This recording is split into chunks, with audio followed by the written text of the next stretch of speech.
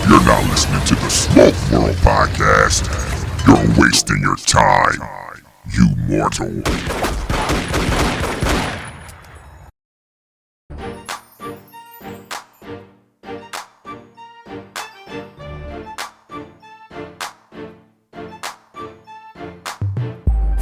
What's up, folks? Welcome to another episode of Smoke World.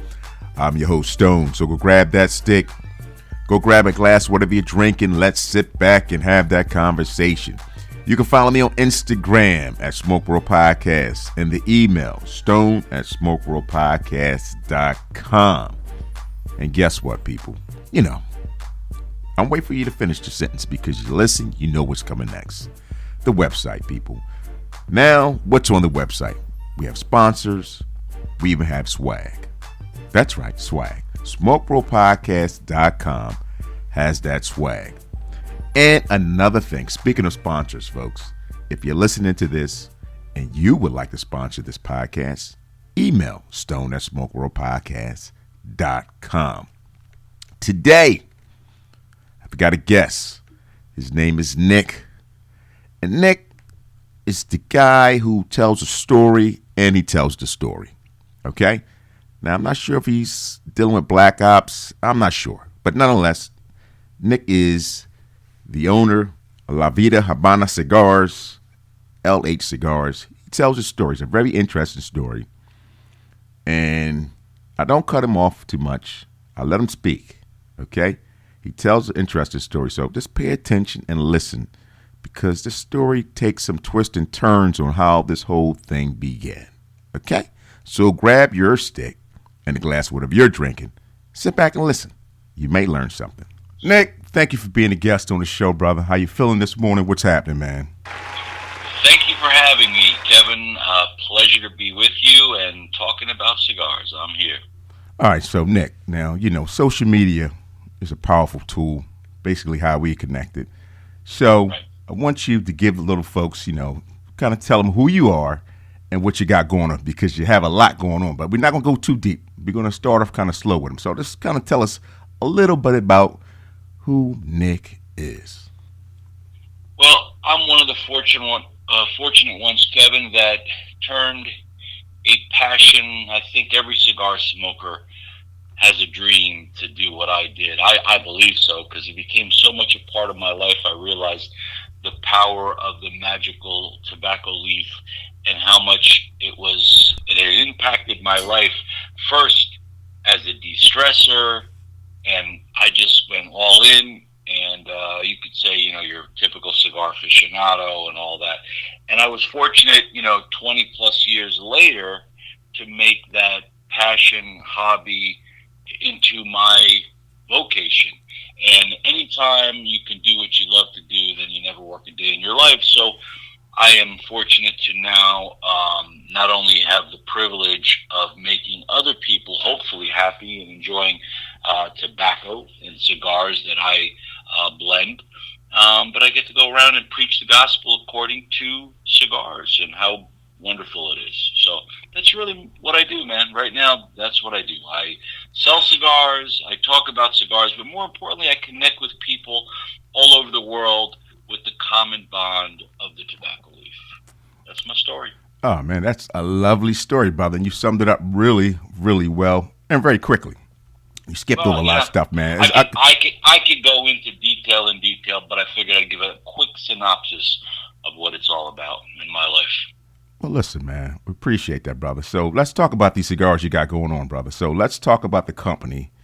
What's the name of the cigar? Because folks was like, whoa, you already got them just with the first 30 seconds of your voice. Folks was like, yo, whoever this Nick guy is, I want to know him. Which cigars does he have? I need to get him. So talk to us about this cigar, brother. Well, the fortunate thing is that they are available in the United States in the last few years, but I initially started, and I have to mention this first because that kind of talks about how the name came about. How I got into the cigar business is the most different way that the average person gets in. In my previous life, I've been an entrepreneur my whole life. So I was a tech guy, computer consulting, got into high-end audio, video, home automation, got involved with, believe it or not, the Saudi royal family. Whoa, Started okay. doing all kinds of work over there for 20 plus years. Became friends with a lot of these guys that, and really, how do we become friends? We bonded over the cigar. The cigar is what made us friends. The cigar is what, and that's why my biggest tagline that I have is the cigar is the great equalizer. I love that line. Somebody actually picked it out for me, and I go, you know what? I like that. And really, all that means is that you can take anybody from any walk of life, put them in a room together, hand them cigars, and if they love cigars, those two people have enough to talk about and bond over, and possibly become best of friends. Over what? Over the magic of that cigar leaf. So a guy that is just your typical, public servant, as I was as a cop in my early days, or a CEO of a Fortune 500 company, but it doesn't matter. Nothing matters when you have cigars, and you just that everything else goes away, and that's what the beauty of it is. And I'm so passionate about that and what cigars can do for people. I mean, look, you got people that are going to hate you because you smoke cigars. That's going to be common. But people don't understand cigars and how much wondrous beauty you can get from that cigar. I mean, in so many ways. I have to smile when I say it because I know it sounds corny. It sounds like I'm preaching about something, but you know what? I am. It's all about cigars for people that never have done it to get into it. And again, there's a way to get into it properly so it doesn't turn you off. But if you do it right, it has so many properties that enhance your life. I mentioned de-stressing for me. I never was able to sit down for 2 minutes, and the cigar forced me to do that and relax. And as they say, stop and smell the roses. And my life changed. And I like to get people that have not smoked cigars, I'd love to get them into it. And also for people that do, to continue on their journey through, and it is a journey. But anyway, I digress. Let me get back to how I got to the name and the brand. So I met the Saudi prince in Florida. Now it's been longer than that. And after my last life chapter was time to close in 2008, I was ready to do something else. And I said, I want to do something that I'm passionate about. And the first thing that came to mind was cigars, but I wasn't sure how to go about being in this business or how I wanted to be in this business. And this particular Saudi prince said, hey, Nick, why don't we open up some cigar lounges here in the Middle East? And I said, well, I don't want to live out here, man. I mean, I love that you live here, but I can't live here. And he's like, no, just let's put it together. So we had a group. I had another partner that actually really got me. He was the business manager for this prince. So he was a partner. I was a partner. The prince was a partner. And we opened up a cigar lounge in the desert of Riyadh, Saudi Arabia. So the name of the lounge was, and it still exists today, La Vida Havana. La Vida means the life. And Havana, obviously, is the capital city of Cuba. So the whole concept was we were going to take a slice of Cuba, of Havana, and everything that means, and bring it to the desert of Saudi Arabia. So that's what happened with the private clientele of the La Vida Havana lounges, got a place to be able to hang out and smoke their cigars in peace. So that's the brand, La Vida Havana. After we opened up the lounge, of course, especially back then as well, 99% of what people smoked was, Cuban cigars. So it was my task to bring in cigars as well to the lounges. So I went to Cuba and fell in love with the country, and that's a whole nother love affair that I have with the island of Cuba. And I fell in love not only from cigars, but the fact of the birthplace of cigars. And bringing Cuban cigars to, the Middle East is a difficult task. And when you have to deal with the distributors of Havana that are in place, it's a difficult thing. So anyway, long story, I started making non-Cuban cigars, put a band for the private clientele. It started as a private brand, like a house brand, whatever you want to call it. And put a band on it, simple LH, which is the logo of the lounges. And one thing I will say, our clients were very generous. They travel around the world. They hand people cigars that they're branded with this LH. People go, what the heck is this LH? Before you know it, I'm getting calls. I'm getting calls from mainly, the Middle Eastern countries, but it started to spread. And people would say, hey, how do I get my hands on this LH? And I said, oh, I guess I'll be selling it to people outside of the lounges. Before you know it, 14, actually now I think 16 countries that I'm in. And a few years later, I said, you know what, this is pretty good product. I should introduce this to the United States. And that's what I did. And, it's a grind. It's a grind out in the States because the last thing I wanted to do was enter this very congested, competitive, playing field where there's 5,000 million brands. But I felt I had a product that was good enough. But the beauty of cigars is that there's a cigar for everybody. And that's why there's 5,000 different cigars, because everything is different. Everyone's palate is subjectively different to what they enjoy. So I always tell people, your best favorite cigar, you may not even had yet. So keep trying different cigars, keep exploring. When you find one you like, by all means, keep smoking it. But every now and then, try a different cigar, and you never know. You might find your next favorite cigar. I'll let you talk on your show now. Bro, no, not at all. Listen, man. You're a little stage there. Nah, brother. Listen, you said a lot, man. First of all, you said you was the police. You kind of skipped over a lot of stuff. You was like, yeah, I was the police back in the day. And I got to touch on that a little bit. I was. I didn't know that. See, I was too back in my former life. So that's cool. I was a Philly guy, Philly cop. No kidding. I was a Jersey guy. Yeah, see that? Okay. You guys were stopping us and harassing us on the highway. But that's cool. That's cool. We still love you. Not me, man. Not me, man. I wasn't that kind of cop. I did my job, and I was really all about the respect of, for me it was a call for service and helping those in need. I really mean that, and I enjoyed it, and I wish I could have continued, but life got in the way. I got involved with so many different things. I've been an entrepreneur my whole life. I mentioned that my first passion was high-end audio and electronics. I was always a gadget and technology junkie, and that's what a lot of my friends knew me for. But after my first love in the tech world, I got, I always wanted to be a police officer right out of college. So out of deep respect for all the first responders and people that do that job today, I became a police officer, loved it, and I still miss it, man. I still miss it. I did it for a number of years, and it's an honorable profession that I respect. Well, sir, well, thank you for your service doing it. We appreciate that. Thank you for your service. Now, another thing you kind of skipped over, brother, about the Saudi princes. I mean, how did you meet the prince again? Let's talk about that. You kind of smoothed that over real good with your voice, Nick. You got that nice radio voice. And I said, hold on. Nick said he met the prince. I'm like, what? How you do that? So we got to dig into that a little bit, brother. How did that? You were in Florida. Okay, all right, this is good. Story. You're in Florida, and you're meeting princes from Saudi, the Saudi princes. Talk to me. All right. Let me explain to you how that came about.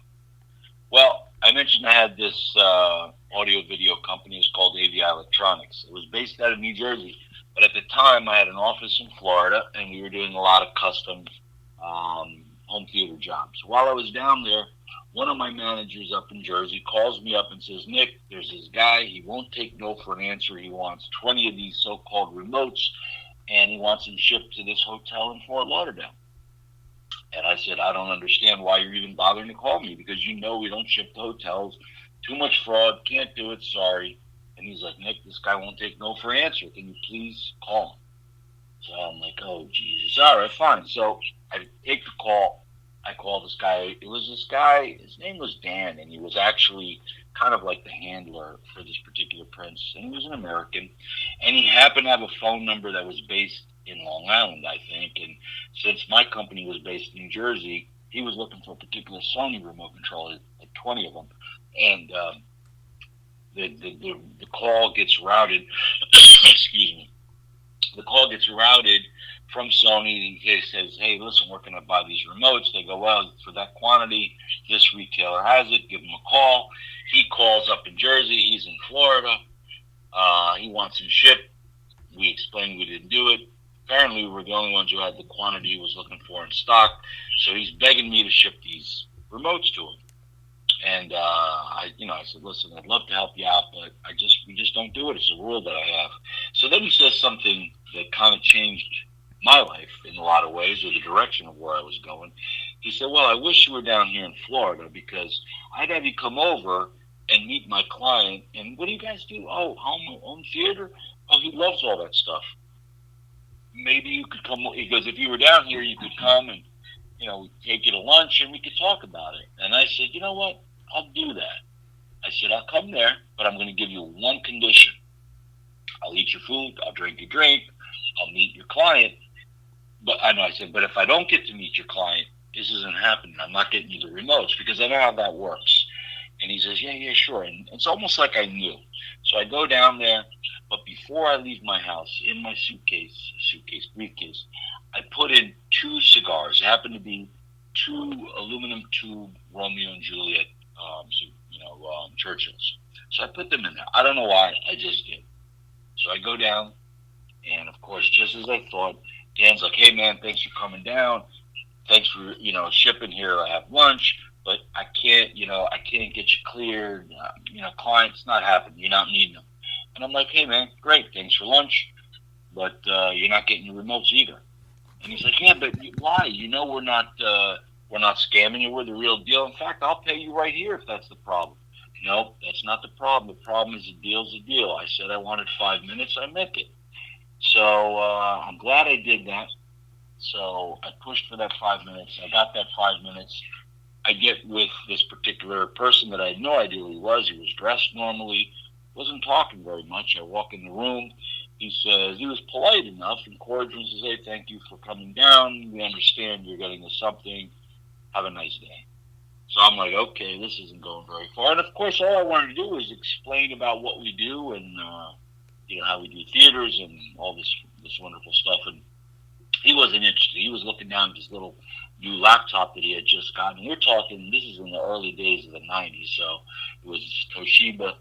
What was it? It was a libretto. It was a really cool thing. And ironically enough, I happen to own the same damn little laptop.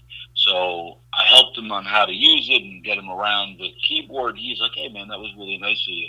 While I was on his little computer, I noticed this thing up with cigars. And I'm like, man, you like cigars?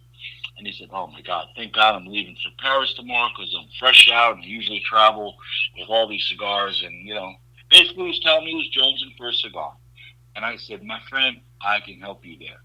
So next thing you know, we're smoking cigars. And we just bonded. And then he was like, what do you do again? And I'm like, well, I do home audio, we do theaters, automation. And he's like, you know what? I love that stuff. Would you guys come to Jeddah? And I'm like, Jeddah? I never even heard of Jeddah at that point, to be honest. I said, yeah, we go all over the world. Doesn't matter. He said, great. We'll set it up. We'll do it. See you in Jeddah. So I see Dan, and then that's where I met my future partner, Omar, in the La Vida Havana lounges, 20 years before, that is. And he walks in the room, and he says, man, I don't know how you just did that, but I guess we're doing business with you, and you're going to be coming to Jeddah. And I'm like, all right, that's cool, but where's Jeddah? And he's like, oh, you don't know? I'm like, I have no idea. He goes, that's in Saudi Arabia. I go, oh, okay, well, that may be a little bit of a logistical nightmare, but I'm up for the challenge.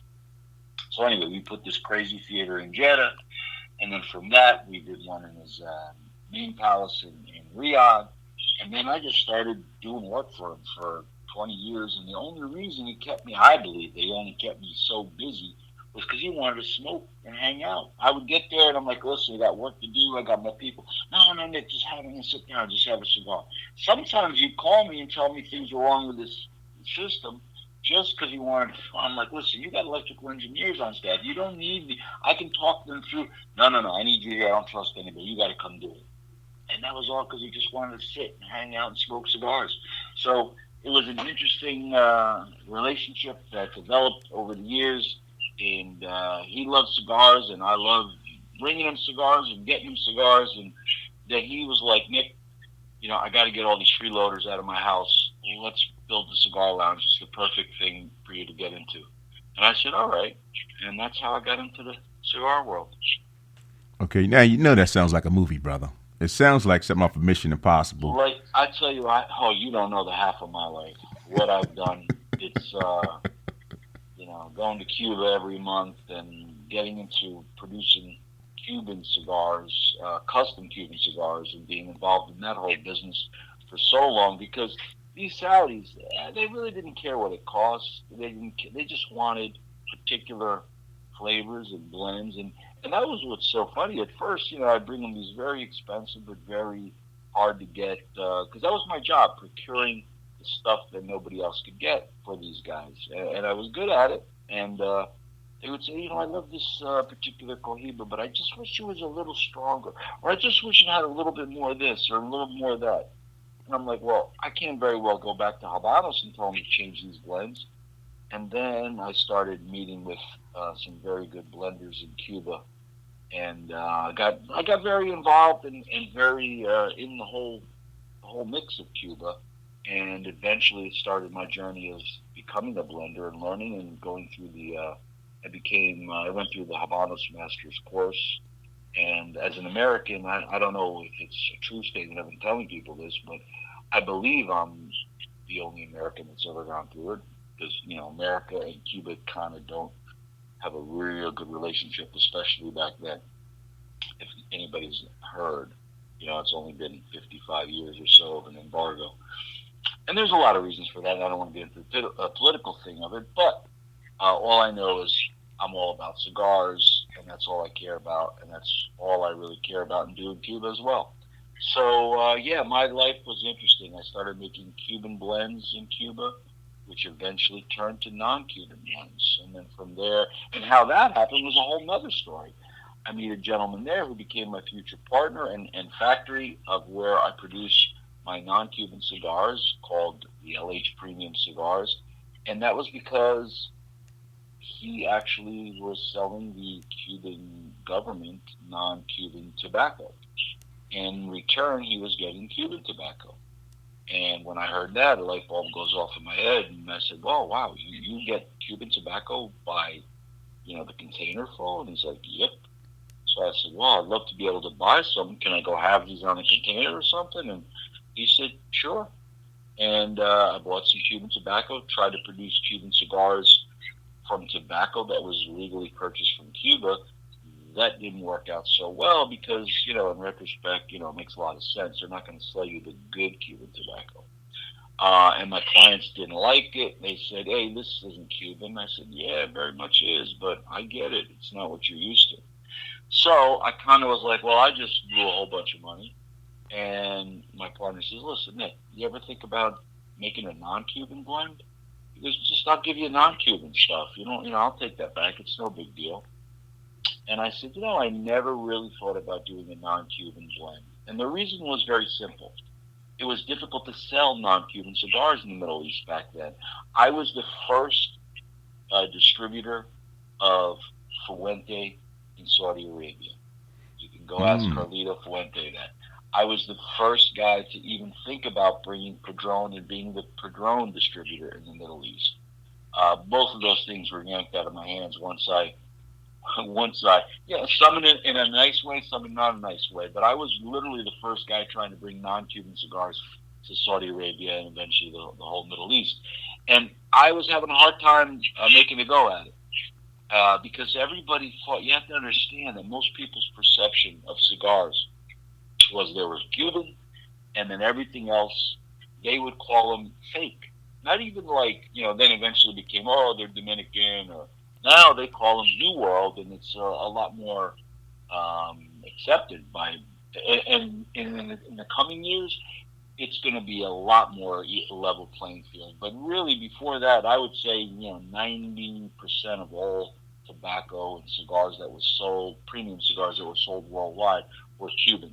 That's changing. The landscaping is changing drastically in the last couple of years, and that's partially out of necessity and partially because people are starting to explore the different blends that are possible. Because non-Cuban cigars are definitely different, but I always tell people Cuban cigars versus non-Cuban cigars. It's like saying French wines versus California wines. They're two very good products, but distinctively different. And once people understand that they're both tobacco, they're both premium tobacco, and they both can be smoked and offer flavors and aromas that you may have not had before. And like I said, you never know what your particular palate likes. And that's what it's all about. It's everybody's an individual. And, and this is what really bothers me the most. There's a lot of people out there that because they're not confident in their own palates, they take the advice of others. And that's a good thing, but also to have your own voice.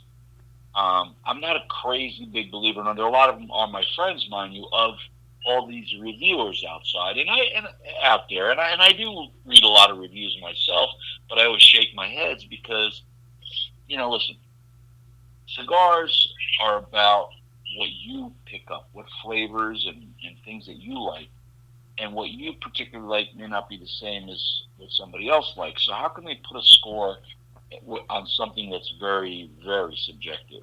So I think it's a good barometer to understand they can talk about the quality, the construction, the way that it's manufactured, the way that it burns, and as far as what flavors can come out of it. But everybody's going to pick up different things. So you always should try it yourself. You can use the reviews and everything you read out there as tools to help you guide you towards cigars that you think you may like. Like if this one says it's got notes of this and that, and those are things I like.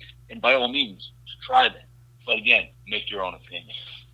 Go ahead, Kevin. Ask me a question because I'm just on a roll. Nah, I'm listening, bro. I'm learning. Again, on my show, I let the guests talk. I'm not a guy who's going to pop in and interrupt again because they're not listening to me. I don't want to monopolize. No. So a guest is the guest. I'm just the host. So folks don't want to listen to me. They want to listen to the guest. So I'm going to stick with the Cuba thing. Let's go back to Cuba because I guess your link to Cuba was through the Prince.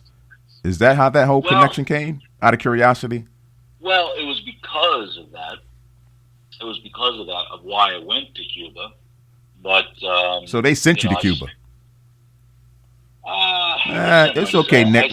Listen, the CIA, FBI, they ain't listening, bro. I'll tell you, that's my old job. They not listening, man. So don't even sweat it.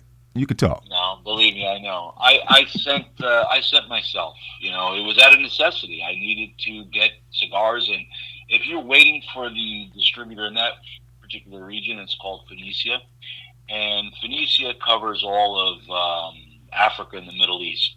And if you're waiting for the stuff that sells, the stuff that everybody wants, you're going to get a very small percentage of it, and they're just going to sell you what they want to, not what you want. So I realized very early on that I had to procure all this stuff myself. So that's what brought me to Cuba. As originally as a what would you call an agent or employee of a company that I was fully hosted, so therefore was not initially breaking any American laws to be there. When you're fully hosted, this is before the Obama opening and things like that. I wasn't spending any of my own money. It was company money, and I was fully hosted. So the first time I was there, that's how I got there. After that, I realized there were other loopholes and ways to be there legally, which is what I ended up putting in place. And then after it went wide open, well, not wide open, but at least available for Americans to get to experience Cuba on their own, I started providing tours to Cuba because, I found myself there every month anyway. So I loved the experience I had when I landed there and how it was just, I tell people it's not only like going back in time, which it definitely is, but literally it's like being on a different planet because the normal rules of this earth do not apply to Cuba. And there's so many reasons for that comment. And I love bringing people there to have them experience what I experienced. And I enjoyed that more than anything. So I kept doing it, even though it's not an easy task because, like I said, the normal rules of life do not apply. They don't understand business. They don't understand the way things need to be conducted in so many ways. But you know what? I did it from 2016 all the way up until the pandemic. And then at some point, I will revive them again. If anybody wants to look at some of the tours I used to do, Actually, I put a website up. It's called CigarToursToCuba.com. And how that all became about, if you're going to ask me, Kevin, is is the I had a radio show.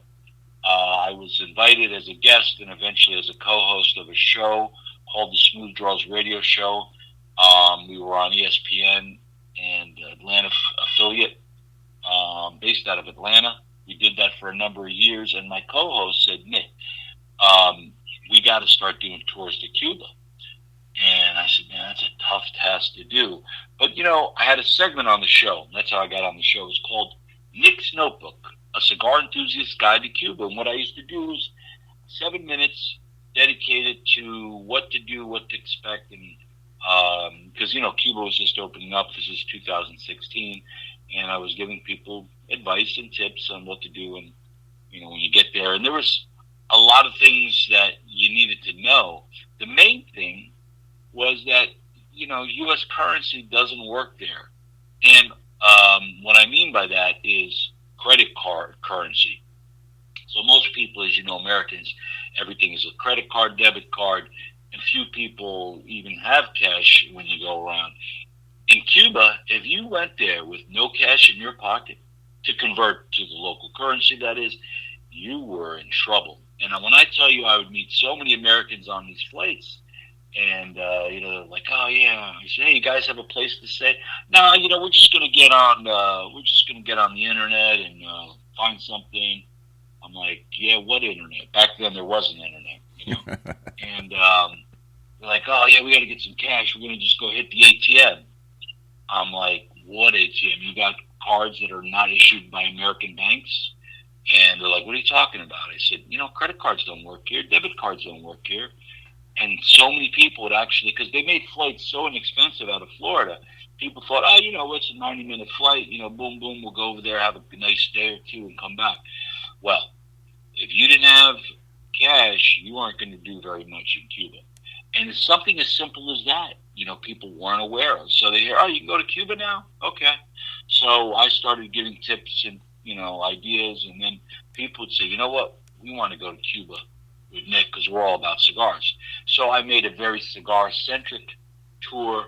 It was 5 days, 4 nights. We went to the plantations, the factories, the shops, and you got a really good, understanding and learning of not only cigars in general, but particularly Cuban cigars. You smoked a lot of Cuban cigars. You got to meet, as my commercials used to say, the movers and the shakers of the Cuban cigar culture.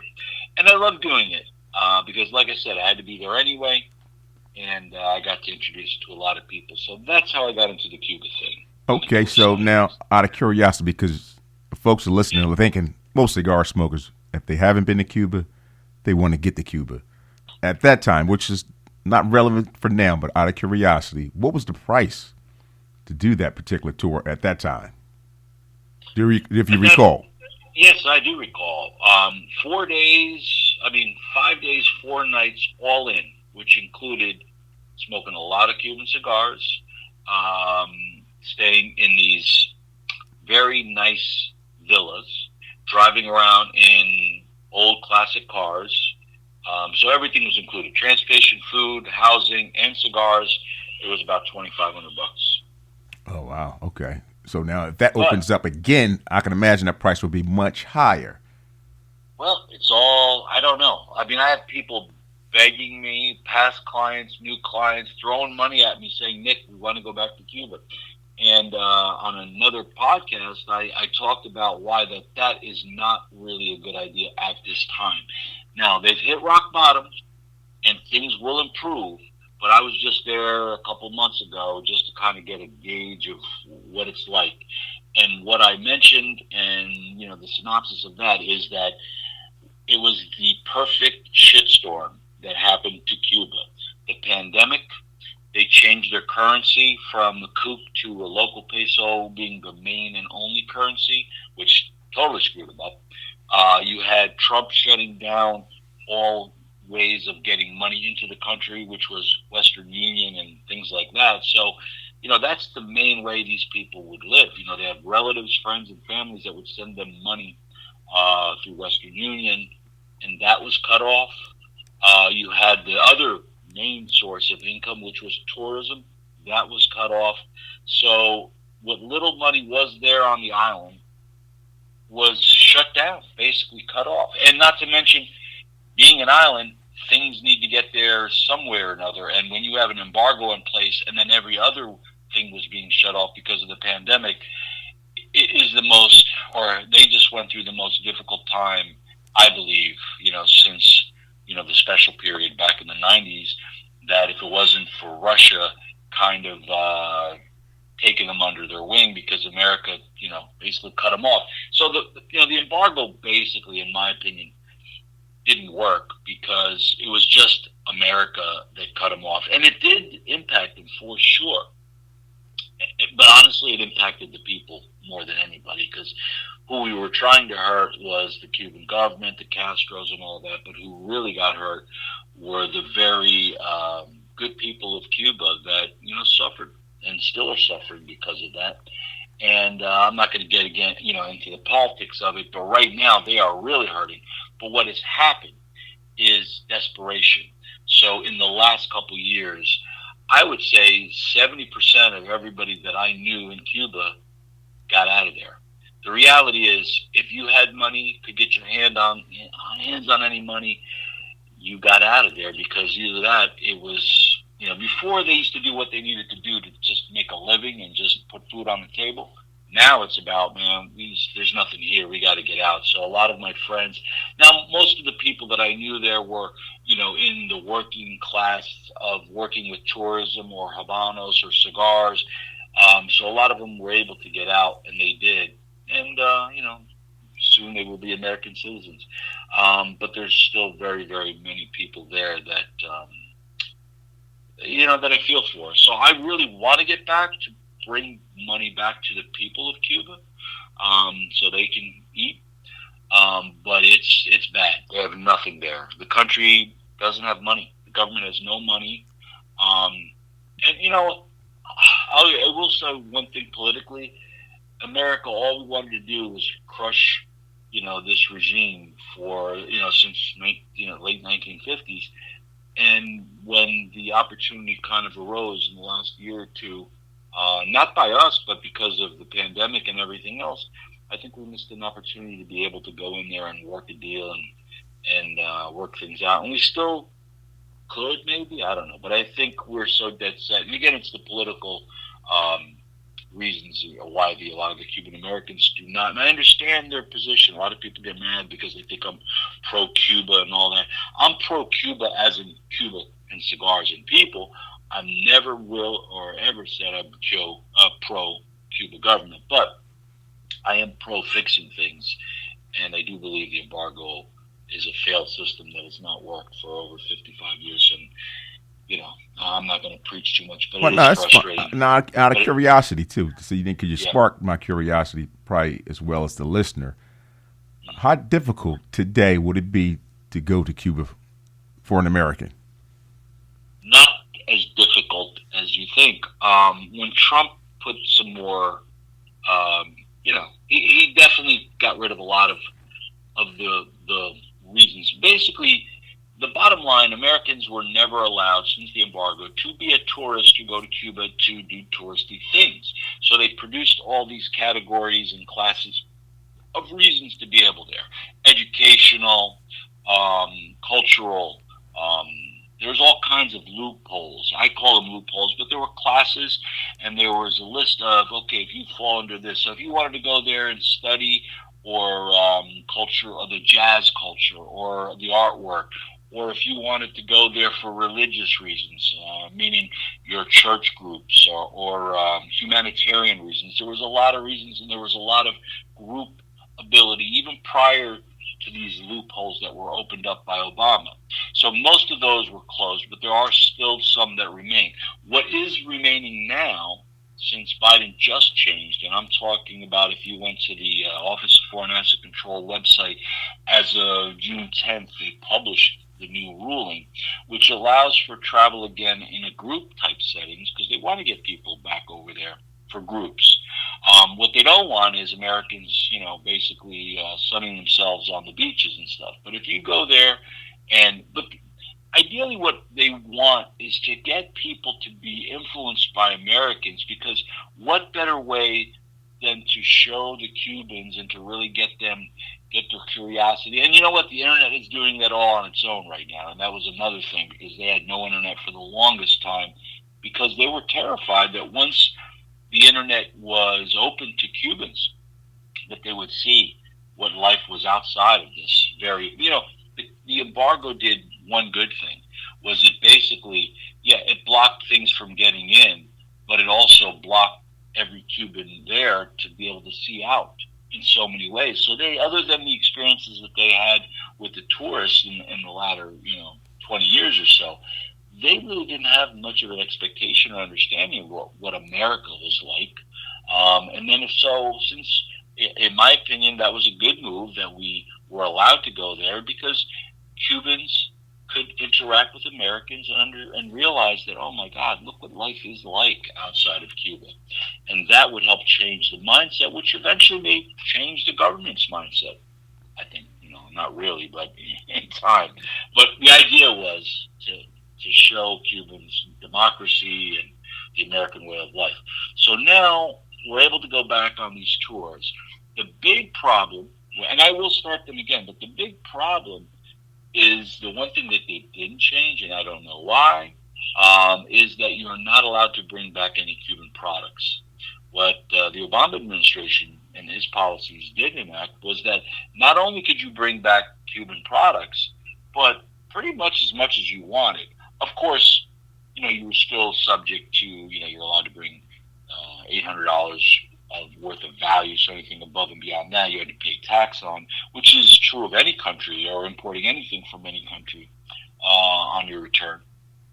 But there, for instance, just to give you an idea, if you go to Nicaragua, which is right now become, outside of Cuba, the best, in my opinion, country of producing tobacco, that and Ecuador, there's others, but Nicaragua right now is definitely leading the pack. So if you go there to visit factories, and there's plenty of tours that are happening in these other countries, so you go there and you want to come back, you're allowed to bring back 100 cigars.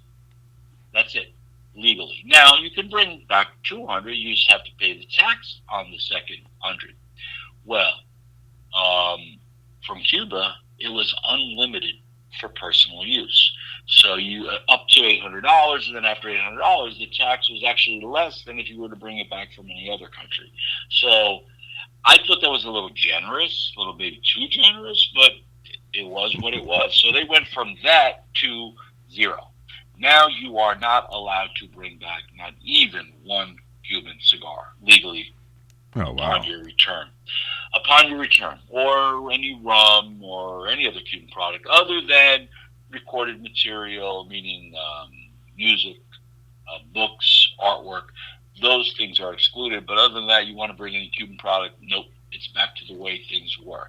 Now, people thought that when Obama came into office, he would, revert all the changes that the Trump administration had put into place. But he had almost a year, and now June of this month, like literally a few days ago, they finally changed officially the ruling of allowing Americans to kind of get back there. And they opened up the classes. And there's ways to still go, but it's a good place to go. Not right now. You don't want to go there now. There is nothing. You're not going to enjoy it, and you're going to come back and tell everybody how terrible Cuba is. And I don't want that. They want you still to go there, but I think it's definitely hit rock bottom.